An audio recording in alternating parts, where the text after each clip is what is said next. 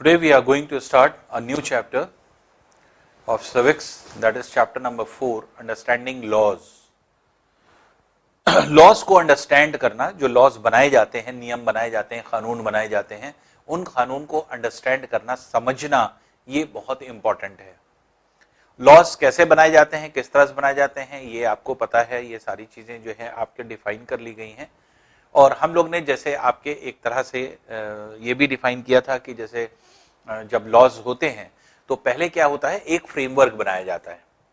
जब क्योंकि हम लोगों ने पढ़ा था कि जब लॉ के लिए जो है आपके बिल पेश किया जाता है, तो बिल क्या है, एक आप कहते हैं एक आउटलाइन, एक कच्चा जो है आपके एक तरह से आउटलाइन लॉ की, कि जो कि आपके क्रिएट करना है या उसको लॉ में कन्वर्ट करना है.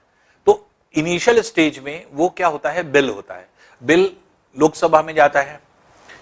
लोकसभा में जब जाता है, लोकसभा में हमने आपको डिफाइन किया कि लोकसभा में कौन है, एमपीज होते हैं. तो एमपीज जिनको हम लोग चुनते हैं डायरेक्ट जो है आपके उससे, और वहां पर क्या होता है, वहां पर जो है आपके लोकसभा में एमपी जो है आपके एक तरह से सारे लोगों को सुनते हैं. लोकसभा का जो स्पीकर होता है वो आपके एक तरह से पूरा लोकसभा को जो है कंट्रोल करता है. और लोकसभा में सारे क्वेश्चन आवर्स होते हैं, सारी चीजें होती हैं. और फिर उसके बाद क्या होता है कि क्वेश्चन आवर्स में पहले ये डिस्कस किया जाता है कि ये बिल किस लिए है, ये जो हम लोग नियम बनाने जा रहे हैं, लॉज बनाने जा रहे हैं, ये लॉज क्या है या किस लिए बनाए जा रहे हैं. तो हम जो है उसको पेश किया जाता है. जो बिल पेश करता है, जो बिल प्रेजेंट करता है, तो वो एमपी या फिर वो मिनिस्टर, वो कंसर्निंग पर्सन जो है आपके एक तरह से पूरा उसको डिस्क्राइब करता है. और उस पर फिर डिबेट होती है, और फिर डिबेट के बाद जो है आपके उसको जो है आपकी उस पर वोटिंग होती है. वोटिंग होने के बाद जब जो है आपके लोकसभा से वो एक तरह से पास हो जाता है, तो अब वही जाता है राज्यसभा में. अब लोकसभा क्या था, तो लोकसभा जो था वो था हाउस ऑफ पीपल. क्यों पीपल, क्योंकि लोग एमपी को, मेंबर ऑफ पार्लियामेंट को चुन करके भेजते हैं, सांसद जिनको कहा जाता है. तो सांसद को वोटिंग होती है. तो यूनियन लेवल पे अगर हम बात कर रहे हैं तो आपके सेंट्रल गवर्नमेंट की, तो सेंट्रल गवर्नमेंट में क्या होते हैं, एमपी होते हैं. तो एमपी सांसद जिनको हम लोग कहते हैं, तो उनको जो है आपके एक तरह से चुन करके हम लोग भेजते हैं, इलेक्ट करके भेजते हैं. तो क्योंकि हम लोग चुन करके भेज रहे हैं, पीपल चुन करके भेज रहे हैं, इसीलिए हाउस ऑफ पीपल लोकसभा को कहा जाता है. अब लोकसभा के बाद फिर वो जाता है, जब पास हो जाता है तो राज्यसभा में. राज्यसभा किसका हाउस है, राज्यसभा के मेंबर्स कैसे इलेक्ट किए जाते हैं, राज्यसभा के मेंबर्स होते कौन हैं, डिफरेंट फील्ड के रिनाउंड पर्सन होते हैं. जैसे कोई आर्ट से ले लिया गया, कोई स्पोर्ट्स से ले लिया गया, कोई लिटरेचर से ले लिया गया. तो इस तरह के लोग होते हैं. और उनको कौन वोट करता है, उनको वोट करते हैं स्टेट लेजिस्लेचर के मेंबर्स. स्टेट लेजिस्लेचर के मेंबर कौन होते हैं, एमएलएज. जब किसी राज्य की बात होती है, जैसे यूपी इलेक्शन होता है, तो यूपी गवर्नमेंट बनती है, एक यूपी गवर्नमेंट बनती है, एक सेंट्रल गवर्नमेंट बनती है. तो यूपी गवर्नमेंट जब बनती है तो यूपी का चुनाव होता है. तो जब यूपी का चुनाव होता है तो उसमें हम लोग जब वोट करते हैं, किसको करते हैं, विधायक को. विधायक जो होता है उसी को एमएलए बोलते हैं. MLA means member of legislative assembly.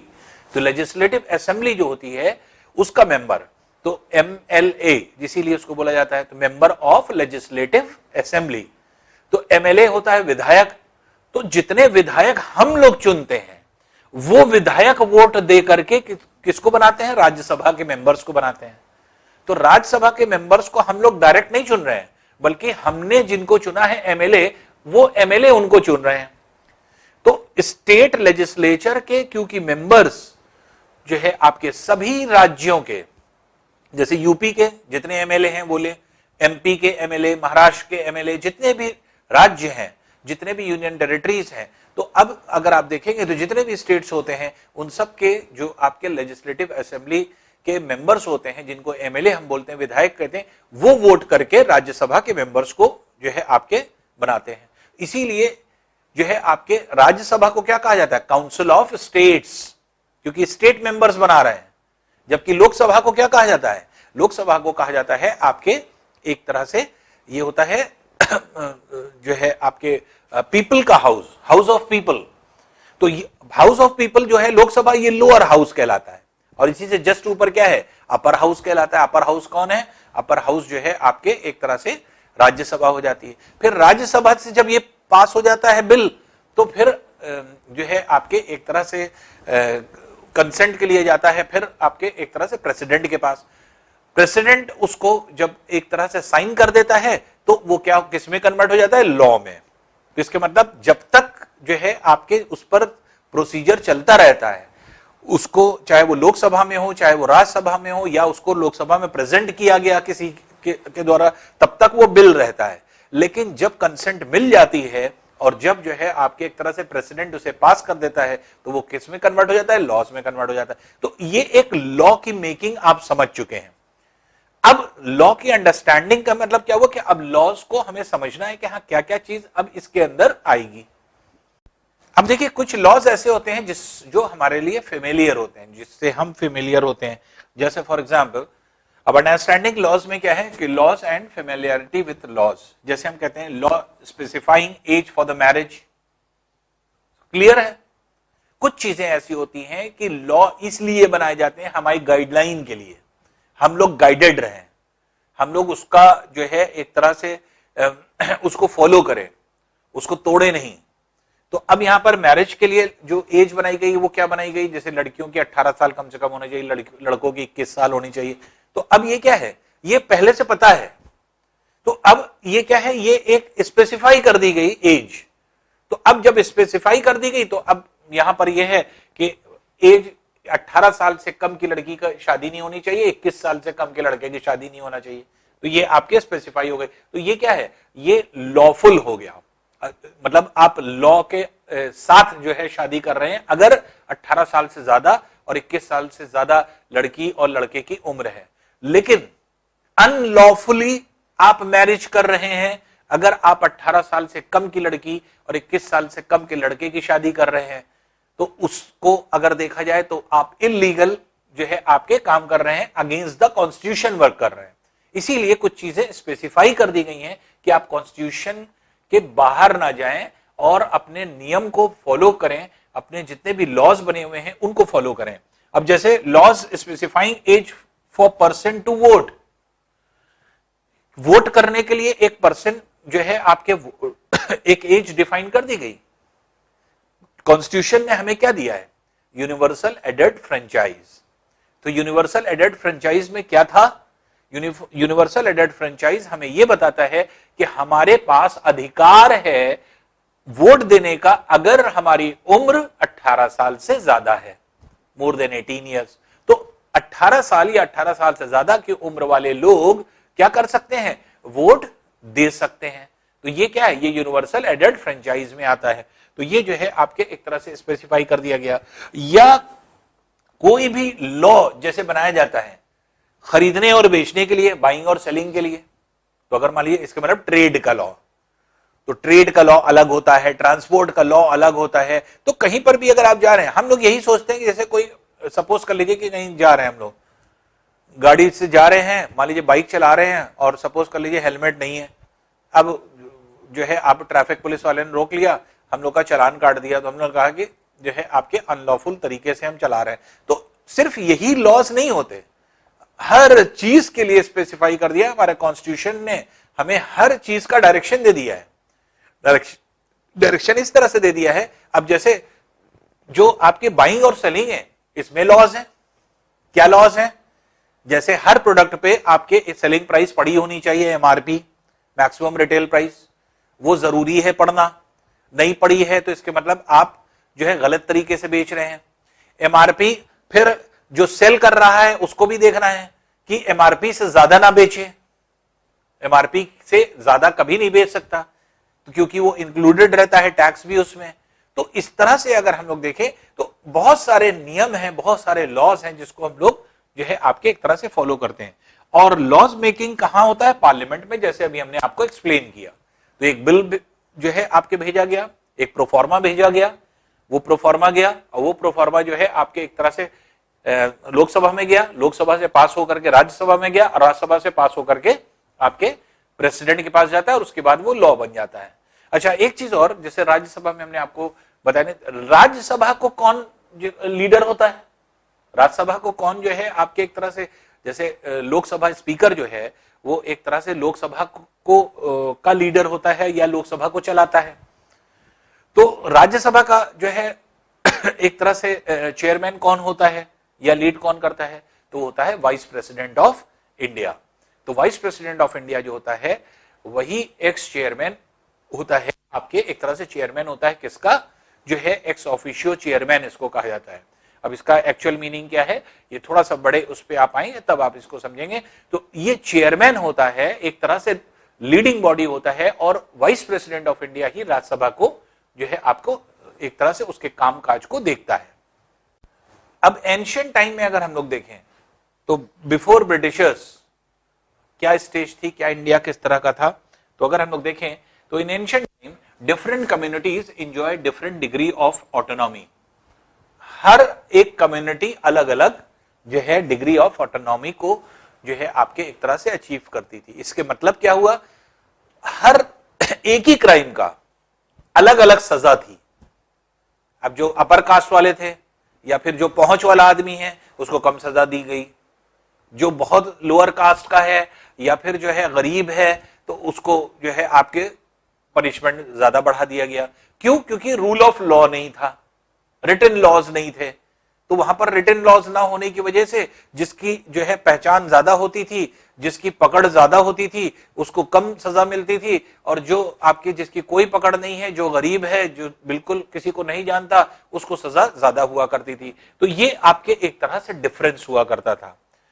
और ये कब चेंज हुआ, कहा जाता है कि कॉलोनियल पीरियड में, जब ब्रिटिशर्स आए।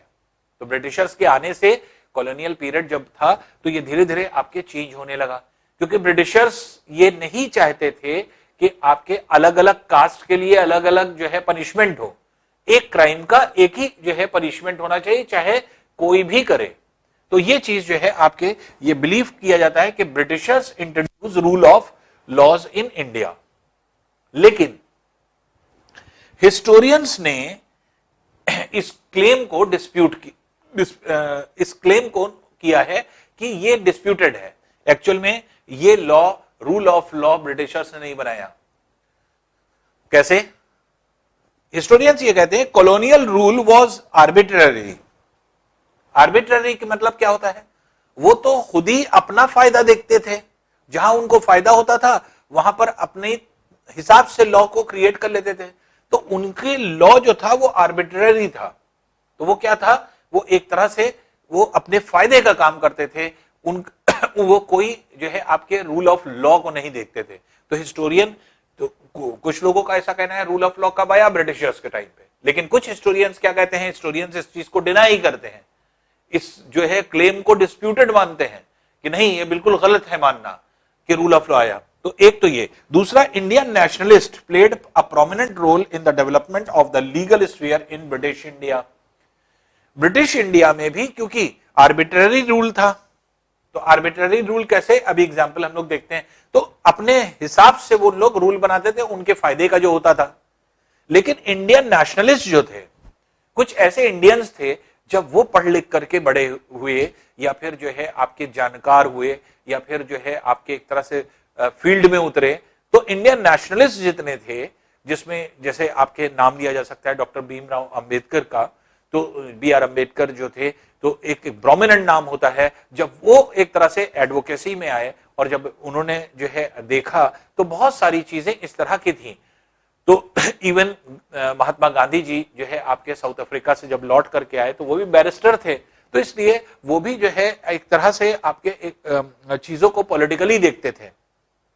तो ऐसे लोग जो आपके एक तरह से एडवोकेट्स थे, जो लॉज जानते थे, उन्होंने क्या किया, उन्होंने ब्रिटिशर्स को काउंटरएक्ट करना शुरू कर दिया कि नहीं, ये जो है रूल ऑफ लॉ के अगेंस्ट है।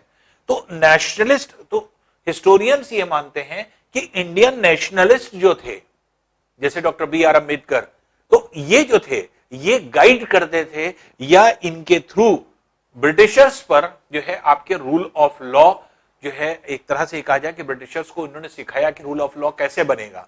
क्योंकि समय समय पर जो इंडियन नेशनलिस्ट थे वो आपके इनको करेक्ट भी करते थे ब्रिटिशर्स को, और डिमांड भी करते थे कि नहीं, according to rule of law ऐसा होना चाहिए। तो ये जो है आपकी एक बहुत बड़ी चीज थी, जो है जिसको कहा जाता है कि आपके जो इंडियन नेशनलिस्ट थे उन्होंने रूल ऑफ लॉ को क्रिएट किया। तो रूल ऑफ लॉ किसके लिए कहा जा रहा था? ब्रिटिशर्स के लिए कहा जा रहा था। लेकिन ब्रिटिशर्स को जो है कुछ हिस्टोरियंस क्लेम नहीं करते हैं, वो ये बताते हैं कि इस तरह की चीज जो है क्रिएट की इंडियन नेशनलिस्ट ने। अब इस जलियांवाला बाग में अगर देखा जाए तो जो आपके मैसायर हुआ, तो उसमें जो इंडियन नेशनलिस्ट थे ये क्या कर रहे थे? प्रोटेस्ट कर रहे थे, क्रिटिसाइज कर रहे थे, और ये आर्बिट्ररी जो है आपके एक तरह से ये कहा जाए कि रूल था जो कि आपके ब्रिटिशर्स का था, जिसको अपोज ये कर रहे थे। फाइटिंग फॉर इक्वालिटी, जो आपके एक तरह से इक्वालिटी के लिए जो है आपके फाइट था, और यहां पर जो है आपके एक तरह से ये कहा जा सकता है कि जो लॉज बने हुए थे, तो उस लॉज में जो है आपके एक नियम, जो कानून बना हुआ था, उस नियम को जो है आपके फोर्सफुली जो है आपके एक तरह से लागू किया जा रहा था। क्योंकि रॉलेट एक्ट 1919 में जो आपके बना था, तो उसमें 10 मार्च को, तो उसमें क्या था, तो जैसे आपने आपको बताया था कि अगर किसी ने कोई भी वॉइस उठाई, फौरन उसको पकड़ लिया जाता था, और पकड़ने के बाद जो है उसका ट्रायल नहीं होता था। तो ये क्या था? ये एक तरह से जबरदस्ती ओबे कराना था। जबरदस्ती आप ओबे करिए, जबरदस्ती आप मानिए इस नियम को। तो ये जो है आपके एक तरह से फोर्सफुली ओबे कराया जा रहा था। 19th सेंचुरी के एंड तक आते आते, क्योंकि ढेर सारे जो है आपके नेशनलिस्ट, इंडियन नेशनलिस्ट जो थे, वो आपके एडवोकेट हो चुके थे, लॉस को पढ़ चुके थे, लॉस को जान चुके थे। इसलिए उन लोग जब आए, और बहुत सारे जजेस भी थे, इंडियन जजेस, वो जब आए, उन्होंने वाइटल रोल प्ले किया, बहुत इंपॉर्टेंट रोल प्ले किया, क्योंकि उन्होंने प्रोटेस्ट करना शुरू कर दिया। तो रूल ऑफ लॉ को जो है उन लोग जो है डायरेक्ट करने लगे कि जितने भी इंडियन जजेस थे या इंडियन एडवोकेट्स थे, जैसे डॉक्टर B.R. अम्बेडकर थे, तो इन्होंने बहुत ज्यादा आपके प्रोटेस्ट किया। महात्मा गांधी थे, तो ये प्रोटेस्ट करते थे इन बातों के जो अनलॉफुल होता था, रूल ऑफ लॉ के अगेंस्ट हुआ करता था। ये फॉरन रूल ऑफ लॉ जो है आपके ब्रिटिशर्स को बता दिया करते थे, दिखा दिया करते थे। तो ये जो है आपके एक तरह से धीरे धीरे चेंज आया है। तो आफ्टर 19th सेंचुरी में पहुंच करके ये धीरे धीरे ब्रिटिशर्स को लगने लगा कि हाँ, अब इंडियंस जो है आपके लॉ को जानने लगे हैं। तो जब लॉ को जानने लगे हैं, तो रूल ऑफ लॉ के अकॉर्डिंग जो है आपके उनको कभी कभी अपने बहुत सारे डिसीजंस चेंज करने पड़ते थे, या इंडियंस के सामने अपने आप को बदलना पड़ता था। क्यों? क्योंकि इंडियंस जो आपके एक तरह से डिमांड कर रहे थे, वो जो है आपके अंडर द लॉ कर रहे थे, और वो कानून के अंदर जो है आपके एक तरह से कानून के अंदर रह करके चीजों को डिमांड कर रहे थे, और जिसको जो है आपके एक तरह से ब्रिटिशर्स डिनाई नहीं कर सकते थे। इसलिए ये बहुत बड़ा रेवोल्यूशनरी चेंज था 19th सेंचुरी में, जो कि आपके देखा गया। वो तब हुआ जब आपके इंडियन जजेस और इंडियन जो आपके एडवोकेट्स थे, या फिर जितने भी आपके लॉ पर्सन्स थे, जो कि आपके जो थोड़ी बहुत जानकारी रखने लगे थे या लॉस को जानने लगे थे, वो जब लेकर के आए, तो उसमें बहुत सारे जो है आपके एक तरह से चेंजेस भी हुए, अमेंडमेंट शुरू हो गए। क्योंकि रूल ऑफ लॉ जो है आपके, तो जो कॉन्स्टिट्यूशन बना हुआ था, तो एक तरह से जो ब्रिटिशर्स जिस तरह के जो है आपके एक्ट लेकर के चल रहे थे, तो उसमें उस तरह के एक्ट में संशोधन भी होता रहा, अमेंडमेंट भी होता रहा। तो ये भी जो है आपके चीजें संशोधन होता था, अमेंडमेंट कैसे होता था, तो ये आपके एक तरह से जो इंडियन नेशनलिस्ट थे, ये प्रोटेस्ट करते थे, ये क्रिटिसाइज करते थे, ये जो है आपकी चीजों को बताते थे कि अनलॉफुल क्या है और लॉफुली क्या होगा। वो पूरा रास्ता भी बताते थे कि आप अनलॉफुल काम कर रहे हैं, लॉफुली आपको क्या करना चाहिए, वो डायरेक्शन भी देते थे। तो इसलिए बहुत बार ऐसा हुआ कि ब्रिटिशर्स को अपने आप को चेंज करना पड़ा, और जो है आपके अमेंडमेंट्स करने पड़े लॉज। अब देखिए एक बहुत इंपॉर्टेंट चीज कि नए लॉज कैसे आते हैं, कैसे बनते हैं, कैसे आइडिया आता है। आपके भी दिमाग में आप सोचते होंगे आप लोग कि कैसे जो है आपके पार्लियामेंट में लॉज बन जाते हैं। तो पार्लियामेंट में ऐसे लॉज नहीं बनते। जब कोई प्रॉब्लम क्रिएट होती है, तो उस वो प्रॉब्लम ऊपर तक जाती है, और उसके बाद जो है आपके प्रॉब्लम के सॉल्यूशंस को देखा जाता है, फिर उसका पार्लियामेंट में डिस्कशन होता है, और फिर एक कॉन्क्रीट जो आपके रिजल्ट निकल करके आता है, उस पर एक लॉ बन जाता है। इसके लिए एक आपको कहानी आपको सुनाते हैं। तो अपने आप आपको क्लियर होगा कि कैसे नए लॉस का फॉर्मेशन होता है। नए लॉ की जो है कोशिश ये करिएगा, क्योंकि हमने एक शॉर्ट में आपको बता दिया, शॉर्ट में ये बता दिया, जब कोई समस्या आएगी, प्रॉब्लम आएगी, तो उस समस्या को जो है आपके एक तरह से आप अपर लेवल पे लेके जाएंगे। अपर लेवल मतलब कॉन्स्टिट्यूशन तक कैसे पहुंचेगा? Through peoples. कौन से पीपल? जो आप जो है आपके जो रिप्रेजेंटेटिव्स हैं, जैसे एमएलए हैं, अगर मान लीजिए असेंबली में पहुंचाना है तो आपके एमएलए होंगे, मेंबर ऑफ लेजिस्लेटिव असेंबली, उनके थ्रू आप पहुंचा सकते हैं उस बातों को। अगर आपको पार्लियामेंट तक पहुंचाना है तो आप अपने एमपी के थ्रू इस बात को पहुंचा सकते हैं। लेकिन एमपी को कैसे पता चलेगा या पार्लियामेंट को कैसे पता चलेगा? तो उसका स्ट्रक्चर क्या होता है? क्योंकि लॉ बनने से पहले हमने आपको क्या बताया, पहले बिल फ्रेम होता है। जब एक आउटलाइन फ्रेम की जाती है उसको बिल कहते हैं। तो एटलीस्ट जब कोई भी चीज बिल के मतलब एक प्रोफॉर्मा जो बनाया जाता है कि हाँ नियम क्या बनना है और किस लिए बनना है, तो वो जब बना करके जब पेश किया जाता है, प्रेजेंट किया जाता है लोकसभा या राज्यसभा में, तो उसे हम बिल कहते हैं। लेकिन वो छनते छनते या वो प्यूरिफाई होते होते, फिल्टर होते होते उसके वो और जो है आपके एक तरह से बेहतर होता चला जाता है, और लास्टली जो आपके लॉ बनता है वो आपके एक तरह से ये कहा जाता है कि पूरी तरह से प्यूरिफाइड फॉर्म होता है। तो ये जो है आपके एक तरह से एक स्टोरी है। स्टोरी में ये है कि जैसे न्यूज़पेपर, दो फ्रेंड्स हैं वो पढ़ रही हैं। एक फ्रेंड का जैसे आपके ये कुसुम है और ये है शाजिया, ये दो लोग हैं। तो कुसुम पूछती है कि शाजिया से, हम डायरेक्ट ऐसे बता रहे हैं आपको कि कुसुम जो है ये पूछती है शाजिया से, आज तुमने न्यूज़पेपर पढ़ा? न्यूज़पेपर में बड़ी अच्छी न्यूज है। क्या न्यूज है? आज औरतों के लिए, वुमेन के लिए बहुत अच्छी न्यूज है। तो ये आपके क्या है? तो ये आपके बताती हैं कि आज जो है जो न्यूज है वो ये है कि इसमें जो है सरकार एक ऐसा रूल बनाने जा रही है जो कि डोमेस्टिक वायलेंस के अगेंस्ट है। डोमेस्टिक वायलेंस क्या है? घरों में जो लड़ाई दंगे होते हैं, तो उसके अगेंस्ट है। तो अब देखिए एक, अब ये इसके पीछे अब जो आपके एक तरह से पेपर में निकला था, अब उसके पीछे कहानी क्या है, कैसे डोमेस्टिक वायलेंस होते हैं। तो अप्रैल 1991 की बात है। एक दिन ऑफिस में एक लेडी बैठी होती है, तो दूसरी लेडी आती है और वो ये कहती है कि हमारे घर पर जो है हमारे हस्बैंड से बनती नहीं है, और हमारे हस्बैंड बहुत ज्यादा हमको मारते हैं और हम ये बात किसी से कह नहीं पा रहे हैं। उतनी देर में दूसरी लेडी आती है, दूसरी लेडी जो उसके साथ खड़ी होती है वो भी बताती है कि हमारे लड़के और हमारी बहू ये दोनों हमें जो है आपके टॉर्चर करते हैं। एक तो वर्बल टॉर्चर करते हैं और एक इकोनॉमिकल टॉर्चर करते हैं। इकोनॉमिकल टॉर्चर कैसे होती है कि हमें पैसा नहीं निकालने देते बैंक से, हमारा खुद का अकाउंट है, अकाउंट से पैसा नहीं निकालने देते, हमें अपने पैसे का यूज नहीं करने देते। तो इस तरह से इकोनॉमिकल हैरेसमेंट जो है आपकी ये कहा जा सकता है। और जो है आपके एक तरह से वर्बल के मतलब ये कि दिन भर कुछ ना कुछ बोलना, तो जिससे कि आपके एक तरह से तंग आ जाना। ये दोनों लेडी जो थी एक तरह से घर की परेशानी से, घर में जो वायलेंस था उसके अगेंस्ट ये रिपोर्ट कर रही थी। तो अब ये कहती हैं कि जो आपके एक तरह से ये सजेशन देती हैं कि ये जो वायलेंस है इसको एक तरह से बैठ करके हम लोग जो है आपके एक बड़े प्लेटफॉर्म पर ले चलें, और जो जानकार लोग हैं उनको भी इसमें शामिल करें, जिससे एक बिल बनाया जाए। और ये बिल जो बने ये एक तरह से प्रोफॉर्मा एक बने कि हम लोग इसको कैसे जो है रिप्रेजेंट करें।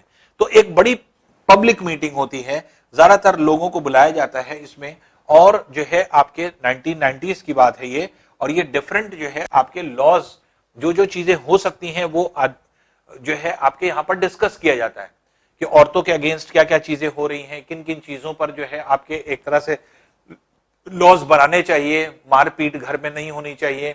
और ये जो लॉज बन रहे हैं तो अब यहां पर और लोग भी इन्वॉल्व कर लिए जाते हैं। उसमें कुछ एडवोकेट होते हैं, कुछ टीचर्स होते हैं, कुछ फ्रेंड्स होते हैं। ये सब अपने अपने चीजों को बताने लगते हैं कि ड्राफ्टिंग किस तरह से ड्राफ्ट करना चाहिए, बिल को कैसे ड्राफ्ट करेंगे, ड्राफ्ट करने के मतलब कैसे बनाएंगे।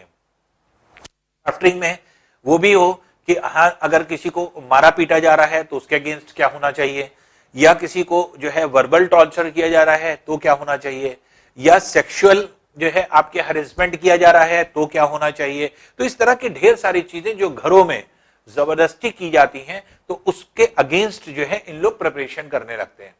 तो ये एक तरह से डोमेस्टिक वायलेंस का केस होता है। तो ये तैयारी करते हैं। फिर इसके बाद बड़े पैमाने पर ये क्या करते हैं कि एक और सारे ऑर्गेनाइजेशन, जैसे औरतों की ऑर्गेनाइजेशंस होती हैं, तो ऑर्गेनाइजेशंस को जो है आपके एक तरह से इन लोग क्या करते हैं कि एक दूसरे से टच बना करके ऑर्गेनाइजेशन को अपने साथ जो है जोड़ने की कोशिश करती हैं, और ये चाहते हैं कि सभी ऑर्गेनाइजेशन एक साथ आ जाएं। अब जितनी वुमेन्स से कंसर्निंग जो ऑर्गेनाइजेशन है, जो हेल्प कर सकते हैं, उन सबको एक प्लेटफॉर्म पे लाया जाता है। इवन जो है आपके प्रेस कॉन्फ्रेंस की जाए, जिससे प्रेस कॉन्फ्रेंस से क्या है कि आपके लोगों तक जो है और बात ये पहुंचे, जैसे कि आपके न्यूज़पेपर में छपे, टेलीविजन न्यूज पर आए, तो इससे क्या होगा, घर घर जाएगा, और इस तरह से जितने लोग जो हैं आपके एक तरह से डोमेस्टिक वायलेंस के शिकार हैं वो भी सामने आएंगे, या और लोग जो बेहतर तरीके से चीजें कर सकते हैं वो आएंगे। तो इस तरह से सारी चीजें जो है आपके डिस्कस की जाती हैं, और एक तरह से पार्लियामेंट में एक तरह से डिस्कशन होता है, और डिस्कशन होने के बाद जो है आपके ये अप्रूव हो जाता है, मतलब लॉ बन जाता है। तो ये क्या है, दिसंबर 2002 में स्टैंडिंग कमेटी जो है आपके उसके पास ले जाया जाता है, जो जितनी महिलाएं होती हैं वो इस बिल को ले जाती हैं। फिर ये 2005 में जो है पार्लियामेंट में जो है आपके पास किया जाता है, जो कि लोकसभा से होकर के राज्यसभा होते हुए फिर प्रेसिडेंट जो है उसको जो है एसेंट देता है अपना, और प्रेसिडेंट जब एसेंट दे देता है तो वो क्या बन जाता है, एक रूल बन जाता है, एक जो है लॉ बन जाता है। तो ये लॉ क्या होता है, protection of women from domestic violence act, जो कि आपके 2006 में बनाया गया। तो ये डोमेस्टिक वायलेंस एक्ट है जो कि 2006 में जो है आपके एक तरह से कंप्लीट हुआ। तो इन लोग अब बैठ करके खुशी मना रहे हैं, और ये बताती हैं कि हाँ ऐसा ऐसा ये जो पार्लियामेंट में एक्ट है ये आपके लागू हो गया है। तो ये जो है जो बिल इंट्रोड्यूस हुआ था, ये एक तरह से ये कहा जाए कि इंट्रोडक्शन जो आपके बिल था वो 2002 में था, 2002 में इंट्रोड्यूस किया गया था, 2005 में अल्टीमेटली जाकर के जो है आपके ये एक्ट बना। तो इन लोग ये खुशी मना रही है कि हाँ ये, और जिस पर ये कहती है कि बिल तो बन गया, ये बिल से लॉ में कन्वर्ट तो हो गया, लेकिन इंपॉर्टेंट चीज क्या है, इसका इंप्लीमेंटेशन। अब इसका अच्छे से इंप्लीमेंटेशन हो जाए, मतलब कि अगर कोई ऐसा जो है आपके एक तरह से महिला है, वुमेन है, जो कि आपके इसकी शिकार है डोमेस्टिक वायलेंस की, तो उसको एक तरह से जो है आपके एक कानून की मदद, जिसको कहा जाए कि अगर मदद मिल जाए, हेल्प मिल जाए, या फिर उसकी सुनवाई हो जाए, तो ऐसी कंडीशन में तब जाकर के ये कारगर होगा। तो लास्टली ये यही कहती हैं कि रूल तो बन गया, लेकिन अब इसका इंप्लीमेंटेशन जितनी बेहतर से बेहतर तरीके से हो उतना बेहतर है। तो ये क्या बताता है, देखिए ये छोटी सी स्टोरी थी, कुछ बता नहीं रहा है, बस ये आपको ये क्यों बताई गई, ये इसलिए बताई गई कि आपके दिमाग में ये क्लियर हो कि लॉज नए कैसे बनते हैं। तो कोई प्रॉब्लम क्रिएट हुई, फिर वो बड़े पैमाने पर गई, फिर और लोगों के पास गई, फिर धीरे धीरे करके पार्लियामेंट तक पहुंची, पार्लियामेंट में डिस्कशन हुआ, लोकसभा में पास हुई, फिर राज्यसभा गई, राज्यसभा के बाद फिर जो है आपके एक तरह से प्रेसिडेंट के पास, और प्रेसिडेंट ने एसेंट दे दिया, साइन कर दिया, और जो है अब क्या बन गई, वो एक लॉ में कन्वर्ट हो गई। तो ये प्रोसीजर होता है किसी नए लॉ के बनने का। तो आपको ये स्टोरी क्यों बताई गई, नए लॉ कैसे बनते हैं, आइडियाज कैसे आते हैं पार्लियामेंट को, आपके दिमाग में अगर ये होगा तो आपके ये चीज क्लियर हो जाना चाहिए कि कैसे नए लॉज बनते हैं। तो लॉज तभी बनते हैं जब उसकी प्रॉब्लम दिखती है, जब ग्राउंड लेवल पे कोई प्रॉब्लम होगी तो उसके सॉल्यूशन के लिए एक तरह से लॉज का फॉर्मेशन होता है। अब देखिए फर्दर यही दोस्त आपस में डिस्कशन कर रहे हैं, क्योंकि अब तो लॉ बन गया है। तो अब जैसे ये कह रहा है what is this and why is this an important law, ये इंपॉर्टेंट लॉ कैसे है। तो दूसरा जो आपके मेंबर है वो बता रहा है this law is very significant step because it recognises the right of women to live in shared household. तो इसके मतलब कि ये लॉ इसलिए इंपॉर्टेंट है क्योंकि ये वुमेन की राइट को जो है आपके बताता है कि उसको किस तरह से घर में रहना चाहिए। Women can get a protection order against any further violence. और इस एक्ट के अंदर क्या होगा कि वुमेन को प्रोटेक्शन मिलेगा, वो प्रोटेक्टेड रहेगी कि अगर घर का में कोई भी वायलेंस अगर क्रिएट हो रहा है तो आप फौरन जो है आप जो है पुलिस की हेल्प से जो है इस चीज को जो है फौरन इन्फॉर्म करें कि जो है आपके साथ हैरेसमेंट किया जा रहा है या आपको परेशान किया जा रहा है। और ये हैरेसमेंट किसके, ऐसा नहीं कि सिर्फ वाइफ के लिए है, ये हैरेसमेंट चाहे मदर हो, चाहे वो वाइफ हो, चाहे वो सिस्टर हो, चाहे वो जो है आपके डॉटर हो, सबके लिए है। तो वुमेन राइट्स ये किसके लिए है, मां के लिए भी है, बहन के लिए भी है, बीवी के लिए भी है, लड़की के लिए भी है। तो सबके लिए जो है आपके ये नियम बनाया गया है। Women can get monetary relief to meet their expenses including medical cost. इसके मतलब क्या हुआ कि इस प्रोविजन में आप देखिए ये एक और इंपॉर्टेंट चीज निकल करके आई कि इसमें यह भी बता रहे हैं कि इस लॉ में यह भी है कि अगर किसी वजह से वायलेंस इतना बढ़ जाता है और कोर्ट ये डिसाइड करती है कि नहीं दोनों लोग अब इसके साथ नहीं रह पाएंगे, अब दोनों लोग अलग अलग रहना डिसाइड कर लीजिए। अगर अलग अलग रहना डिसाइड कर लेंगे तो औरत किसके सहारे रहेगी, उसको कुछ पैसे की जरूरत होगी। तो कोर्ट अगर दोनों को अलग करता है तो एटलीस्ट जो है आपके एक्सपेंस कौन बियर करेगा, तो जो आपके मेन है वो आपके बियर करेगा, जो इसमें शॉर्टकमिंग्स में दिया गया है। Now begins another long journey. अब शाजिया कहती हैं कि अब हम लोग की नई जर्नी स्टार्ट हो गई, इसके मतलब कि अब हमारे पास प्रोटेक्शन आ गई। यस, नाउ अब कुसुम कह रही हैं now the government has ensured that this law is implemented and enforced. अब मेन चीज ये है कि गवर्नमेंट को इस लॉ को एनफोर्स करना चाहिए और इंप्लीमेंट करना चाहिए अच्छी तरीके से, जिससे कि अब कोई भी वायलेंस जो है आपके ना हो। अब डोमेस्टिक वायलेंस को कैसे जो है डिफाइन कर दिया गया है। Domestic violence refers to the injury और हार्म और थ्रेट ऑफ इंजरी और harm caused by adult male. तो चाहे उसको धमकी मिले, चाहे उसको जो है किसी तरह का नुकसान पहुंचे, तो महिला को, वुमेन को अगर कोई मेल जो है आपके जो है थ्रेट पहुंचाता है या फिर उसको जो है मारता पीटता है, इंजरी पहुंचाता है, तो वो जो है आपके डोमेस्टिक वायलेंस में आएगा। यूजुअली द हस्बैंड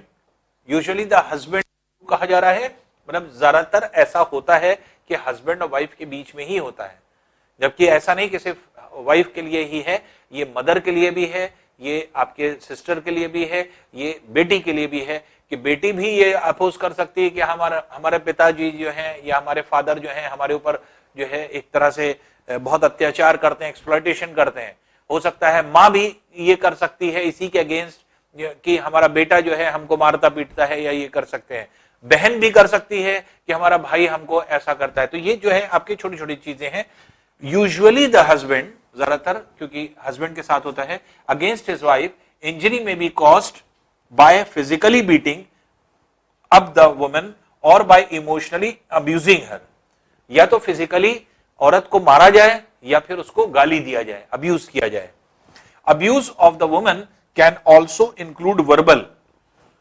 जो आपके अब्यूज किया जाए या फिर उसको गाली दिया जाए, तो गाली हो सकती है, वर्बली भी हो सकती है, मुंह से बोला गया, सेक्सुअल भी हो सकती है, सेक्सुअली भी अगर उसके साथ किया गया कुछ, और इकोनॉमिकल अब्यूज भी हो सकता है। अब्यूज इन द सेंस की जैसे मान लिया कि पैसे को जो है आपके एक तरह से पूरी तरह से रोक दिया जाए, पैसा छीन लिया जाए उससे, या फिर उसको पैसा बिल्कुल ना दिया जाए कि तो जो है आपके तुम ऐसे ही रहो, जो तुमको दे रहे हैं बस उसी में जो है आपके गुजर बसर करो। तो ये इकोनॉमिकल अब्यूज होता है। The protection of women from domestic violence act 2005 x tends the understanding of the term domestic to include all women who live or have lived together in a shared household with the male member who is perpetrating the violence। जो violence create कर रहा है उसके साथ या तो share किया हो, कभी रहा हो, या फिर रह रही हो अगर कोई